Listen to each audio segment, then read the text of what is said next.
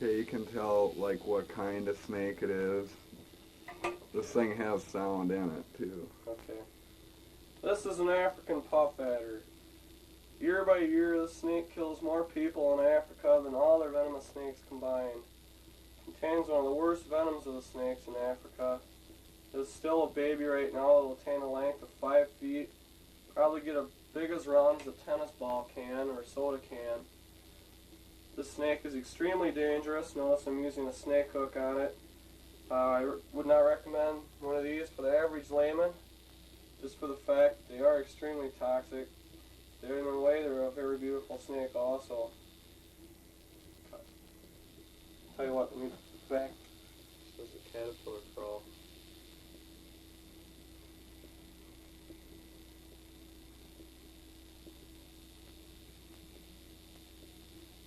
Probably get some reflection off that glass.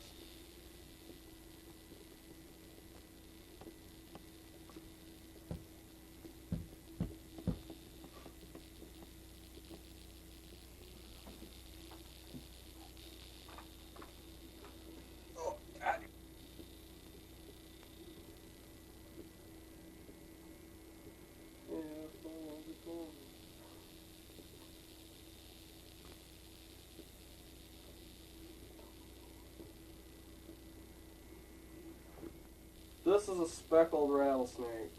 You get that? Yeah. This is a speckled rattlesnake from the southwestern portion of the United States. It's a fairly large specimen and retaining a lot of its white characteristic in the coloring, which is unusual for this kind of snake. It's very docile. It's been captive born and bred in captivity. It's got a very large rattle, as you can see here, which is characteristic of the rattlesnakes. To see a snake with a rattle this large in the wild would be very unusual because they do break off. One of the old wives' tales about this snake is that they get a segment of their rattle every time they shed. This is not true. They get a segment of the rattle every time they do shed. The snake has the potential of killing a man, but it has never made an attempt to bite anybody. It's very docile and actually can be held onto. I will not demonstrate this for the fact that it's not a good idea to portray this in a videotape which young people are going to be viewing. This snake should be handled only by an experienced person with knowledge in the venomous reptiles. I do not recommend any of these venomous snakes for any of the young people that are viewing this tape. This snake is still unpredictable, even though I've held it several times. It's taken a chance, much like flying on a plane or taking a bus. It's one of my favorite snakes. His name is Conan. He's a male. He's approximately 4 feet long. He consumes about 3 mice a week, and his cage maintenance is very minimal. This is one of the easier snakes to maintain.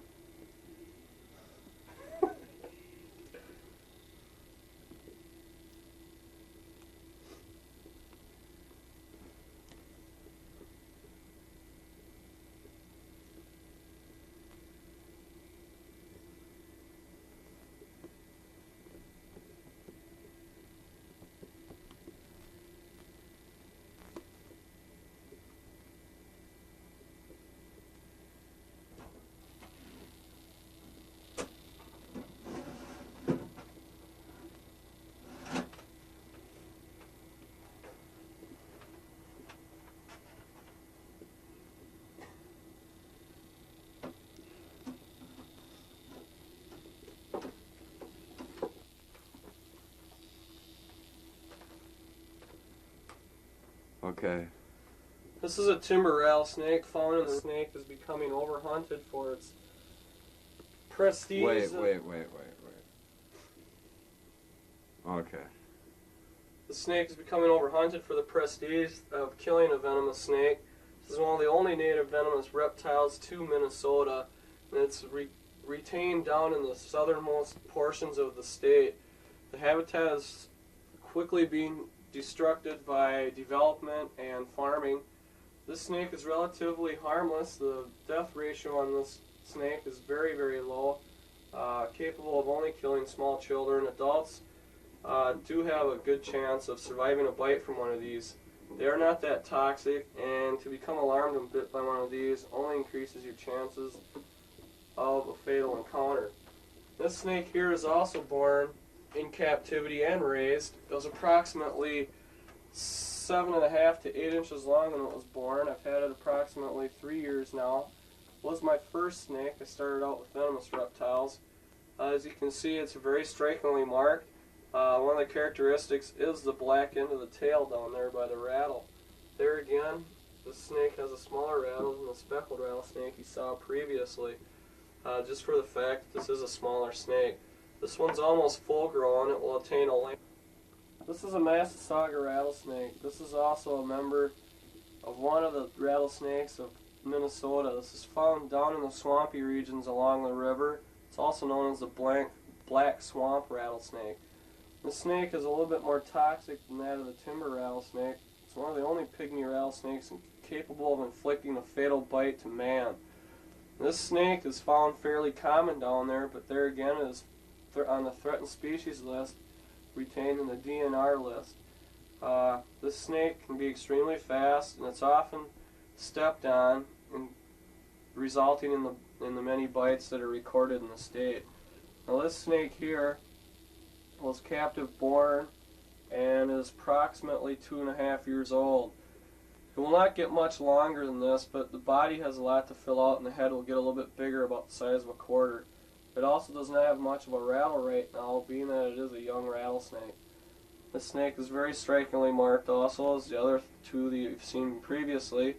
If you were to hear this one out in the wild, it'd probably sound much like an insect, therefore contributing to the common bites from these snakes.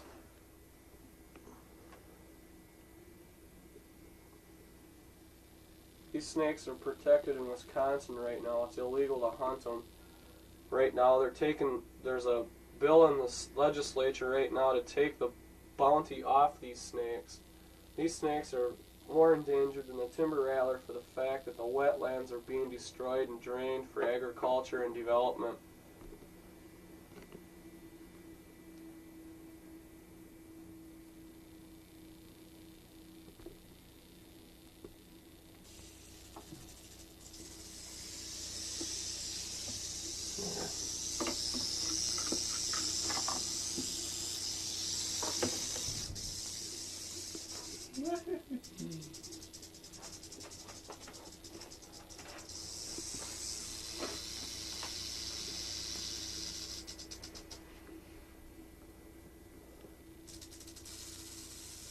Okay, go ahead, Ted. This is a mottled rock rattlesnake, probably the second most toxic rattlesnake contained within the United States. This is found down in the Arizona region around the Sonoran Desert and adjoining deserts. The snake is found around the rocky regions of the desert, consuming small lizards and mice as its prey. To see one of these in a private collection is pretty rare for the fact that they are protected in the state. This one was born and bred in a zoo. It's approximately 3.5 years old. Most rattlesnakes will attain a lifespan of around 10 to 13 years. The snake is fully grown. You can see where it gets its name, the mottled appearance with all the spots on it and stuff. This snake is very unique in that it was discovered by a deceased herpetologist named Lawrence M. Klauber. He also discovered a subspecies of this which he had named after him. This snake is also known as the purple rattlesnake for obvious reasons. This is usually one of the only ones that will rattle when I take him out of his cage. That's strictly for a warning purpose, from a standpoint that if you don't leave me alone, you're going to get in trouble. Now let's see if I can't get him to rattle here some more for you.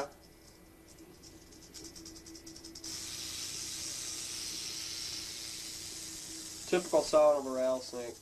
Every rattlesnake's rattle, depending on the size of it, will have a different sound.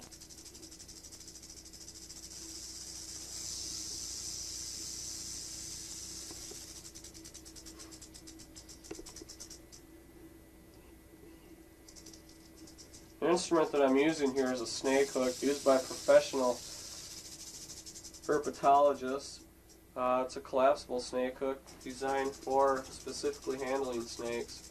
A lot of people just design their own snake hooks out of golf clubs with a welded on hook on the end, which is also good. Out of here.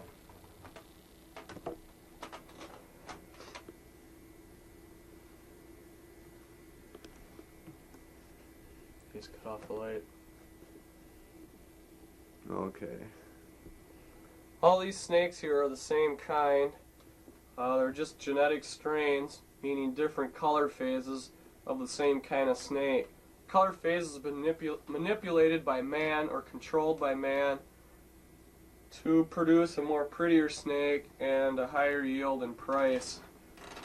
Let me pull them out here and explain. This one here is a male red albino corn snake. This one retails for about $50 a piece when they're young. At this rate, or at this size right now, they'd probably go for around $100. This one here is a male true albino corn snake. You can see the difference in the pigment. This one contains no coloring at all. This one retails for $120 when it's at its fairly young stage. This one is a female black albino corn snake. This one also retails at a young age for $50. This is my breeding stock. I'm kind of experimenting with genetic strains right now. And this one here is the one that you'd find out in the natural state. This is its natural colors. This is an Okatee corn snake. Okatee meaning that it retains a little bit more of the reddish orange than the normal corn snakes found around the area. Now this snake is indigenous to the bottom portion of Missouri down into Florida and the states around there surrounding. Very common snake, one of the best snakes to maintain in captivity, especially for beginners. None of these snakes have ever tried to bite me. They're easy to feed, well-mannered snakes, and the normal one, this guy here, is fairly cheap. It's kind of an impressive display here, having a rivaling math of snakes here. And the color variations are what attracted me to this particular species.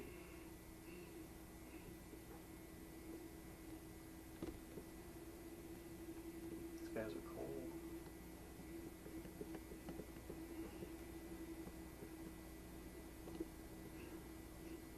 Put them down on the ground.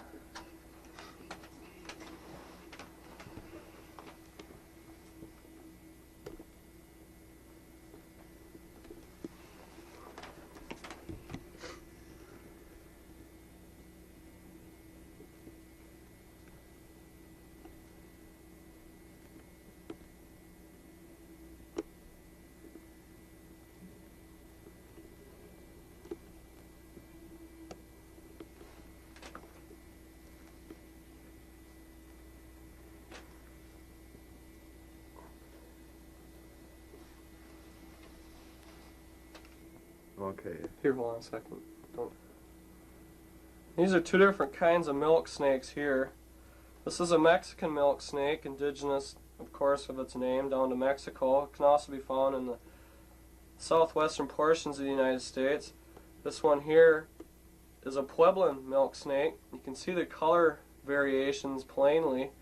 Both of these snakes are often mistaken for the coral snake, and that's part of their protection in nature. People will see these snakes, assume that they are a coral snake, and leave them alone. Now, one of the easy ways to tell a coral snake from a snake of this kind, as you can see, if red touches black, it's a friend of Jack. If red touches yellow, it'll kill a fellow. That's an easy rhyme you can remember if you ever see one of these snakes out in the wild, whether it's safe or not to pick up. This snake here you can also see red touches black, so it's a friend of Jack. The red does not touch the yellow, so it is not a coral snake. These snakes are both very expensive. Being that they're a small size right now, they go for $100 a piece, averaging a litter of anywhere from 6 on up to 15 young. And at $100 a piece can be quite profitable to breed these tricolored snakes.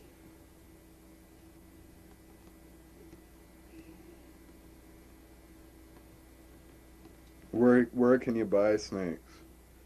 You can buy these snakes from local retailers or wholesalers up in the cities mainly.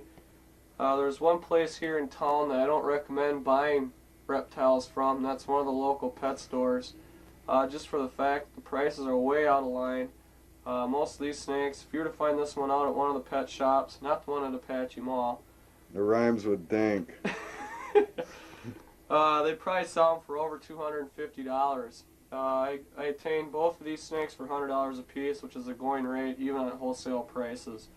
You can buy them through a gentleman that I know in the cities. His name is John Meltzer through RJ Reptiles. It should be listed in the phone book of the Twin Cities.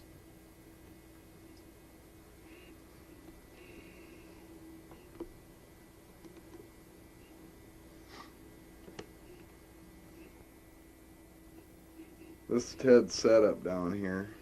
It's got mostly, what, 10-gallon tanks? Yeah, for the corn snakes, they're all 10 gallons. He's got little hide boxes in each aquarium for him to crawl into. Has a water dish and a source of heat for him. And like I said, a place for him to hide. Two sources of heat. 2 sources of heat. And One 60-watt light bulb and one heat stone. One contact heat, one source of heat to heat the air. what else can you say about keeping them in a cage? Basically, what do they need? Whenever they defecate or go to the bathroom, you should clean it out. No crawl around. Feed them once a week. Being that they are in captive conditions, they should be given a vitamin and bone meal supplement just to assure the fact that they're going to stay healthy. With these baby snakes, they can be housed in plastic shoe boxes until they become adults. And before you buy any snake, always read up on it so you know what their specific requirements are. Don't just go out and buy a snake and think that you know everything, how to take care of it. It's much different than that of a cat or a dog. Remember her? Oh yeah, that little baby hognose that you found. Oh. Is that the one? Sold this to Brinks for $50 and bought it back for $40. Yep, this is the same one. And this is a western hognose? Yep, this is a western hognose snake. Found commonly down by the Weaver sand flats. They're not very common down there anymore for the fact that a lot of them get terminated crossing the road, get ran over by cars. This snake's primary diet is frogs and toads. Now when I caught this snake, it did not eat readily on mice right away, so what I had to do was go out and catch a toad, literally squeeze the excretion out of the toad itself onto some cleaned baby mice that I had washed off. I scented them with the toad urine, and hence got the snake to eat baby mice. From there on, it's now eating the sub-adult mice without even scenting them anymore. So there again is a factor in researching the snake and finding out what it eats.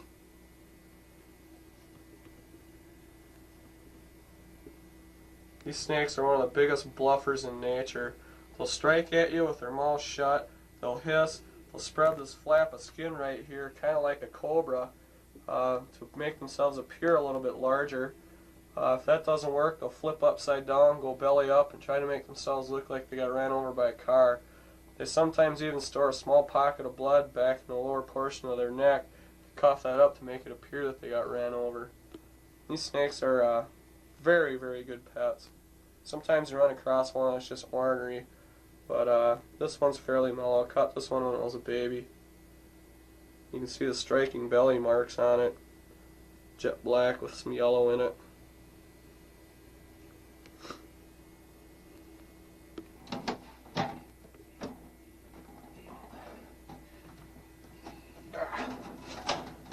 I just fucking so much.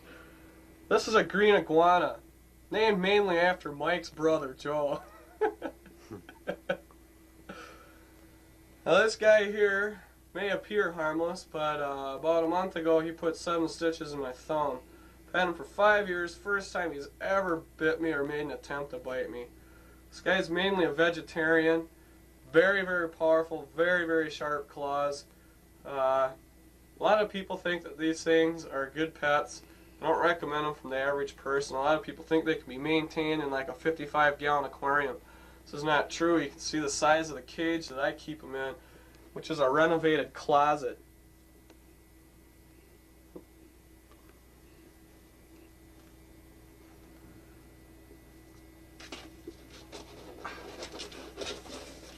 See if I can get him to ham out.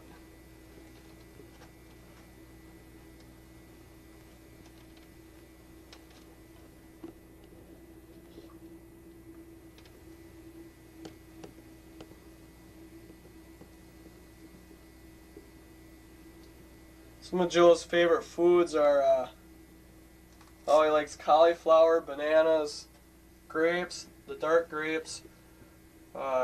His very favorite is cheese. He also gets a vitamin supplement of vitamins and bone meal every time I feed him. Gets offered water twice a day. Right now he's only half grown. He will attain a weight of at least 10 pounds. Right now he's tipping the scale at about 5. This is my very first reptile. This lizard's been through the ringer from an eye infection, a burn on the stomach, 2 broken toes, gangrene of the tail, respiratory infection, constipation, mouth rot. Basically, he was a learning tool for me. I learned a lot in a short period of time.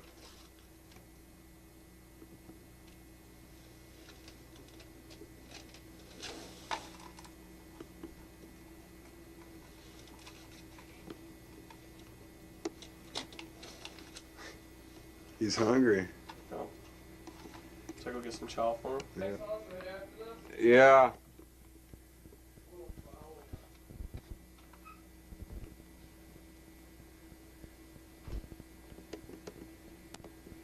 Adding to this food right now, this is Joe's meal. What I'm adding to it right now is bone meal and vitamins. The fact that since they cannot be out in the sunlight, they need this extra nutrients in order to maintain strong, healthy growth. Kind of like the Flintstone vitamins you guys might eat. Put it down here. Dark grapes, lettuce.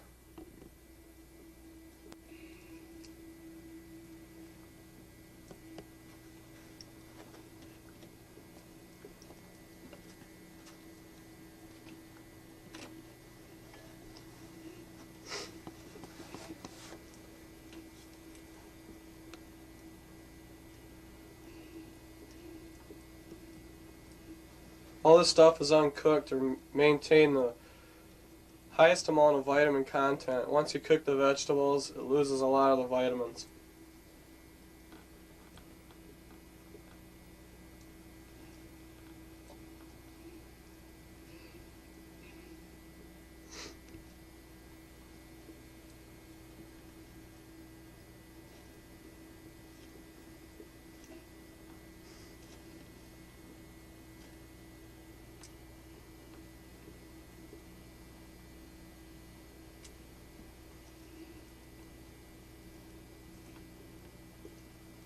He's picking out all the bananas.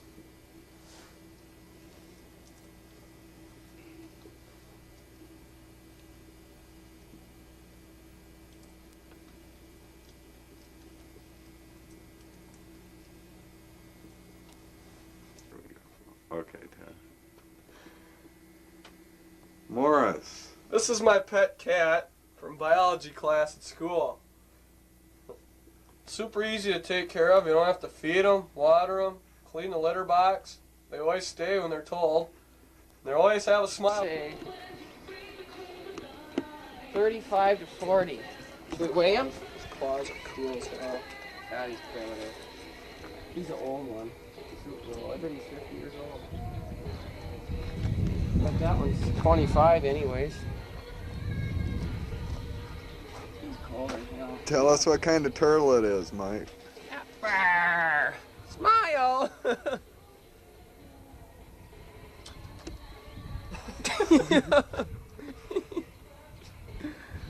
He's pretty cool, isn't he? Hey. Can I have his head? I'm gonna mount him. Here he's got a little collection that he wants to show us. This is first one in the collection. It's a baby baboon. Feed it bananas and coconuts, papayas.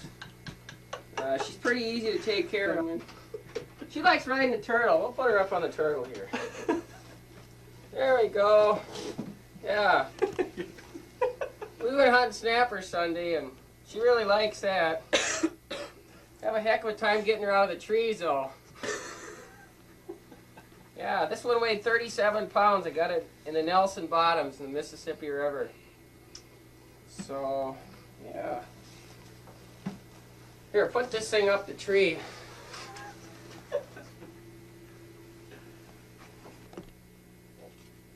These snappers got a real sharp ridge along their jaw there. They don't have any teeth, but they got a natural sharp ridge there. So it cuts just like a knife. It's actually sharp. Pretty good eating. Okay. This is, I got it from a friend of mine who went to Florida. It's largest poisonous snake in North America. It's the eastern diamondback. They got pretty good sized fangs on them, and they could cripple you up if they got you. They're not all the way exposed. There's kind of a skin sheath that goes around them, and then after they open their mouth, they come out, and they're hollow on the end of it there, if you can see, and they inject it like a hypodermic needle into you. Not a good thing to do. There's one. It's the biggest one I've ever caught. I caught him on the Chattahoochee River, and it was in Alabama, right on the Alabama-Florida border. And he was like 6 foot long. He was kind of ornery. Fixed him though. Now he's nice and mellow. Same guy that went down to Florida, he got some gators down there from some of the hunters there. Gators used to be an endangered species because they harvested too many of them for their hides to make things, and now they're actually overpopulated, so they open seasons on them. They get pretty big. They got pretty big teeth on them.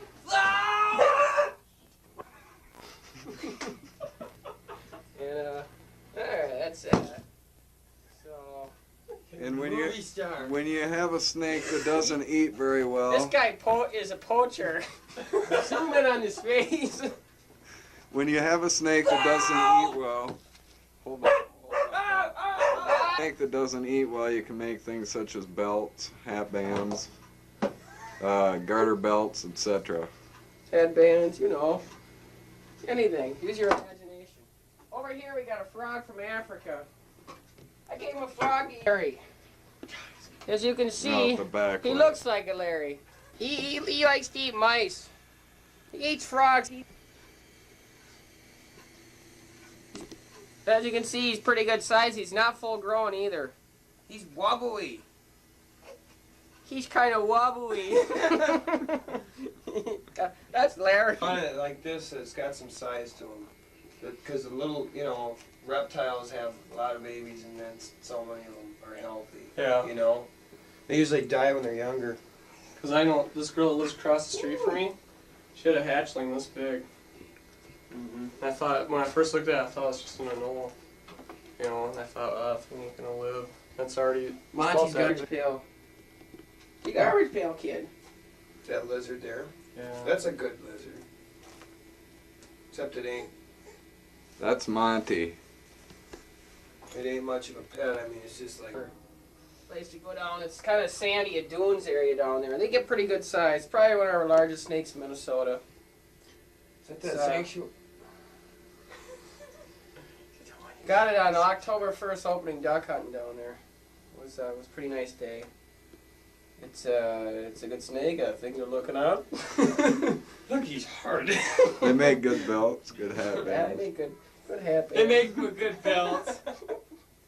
You guys are gonna show this to the kids? Yeah, kill the snake and make a belt buckle out of it. Throw it away after a couple days. Kansas. We went down there last year and we nailed them.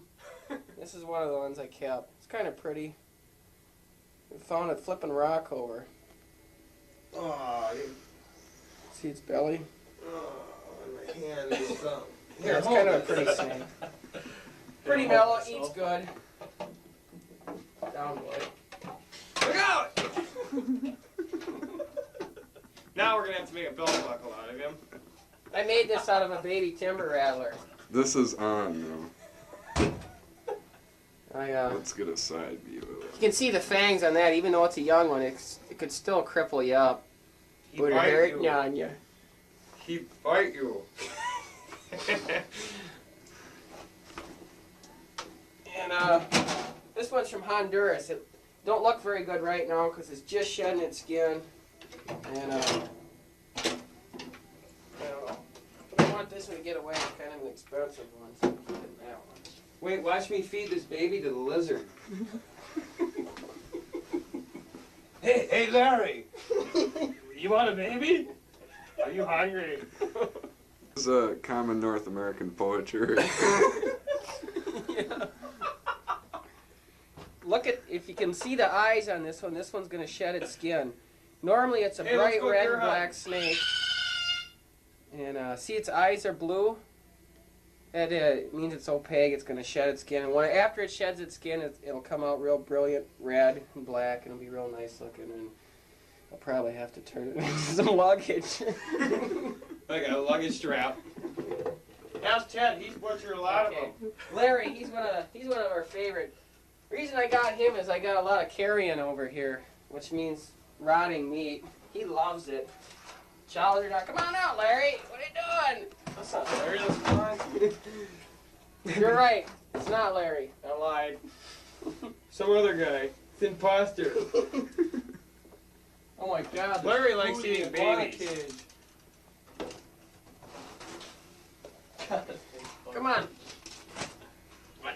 Wait. Ah! What are you doing? Let go! Come on, buddy. He's pretty cool.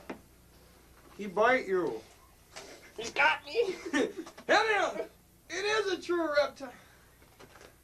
He's I wish I had some mice to show you. He mops the floor up. Here, with try it. this. He's kind of freaking out right now. Normally he's pretty mellow. There you go, Larry. See him? He's got a big blue tongue. Scents the air. He can taste us in the air. Yep. He's a pretty good boy.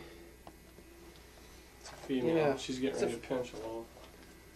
Oh, they better set her down.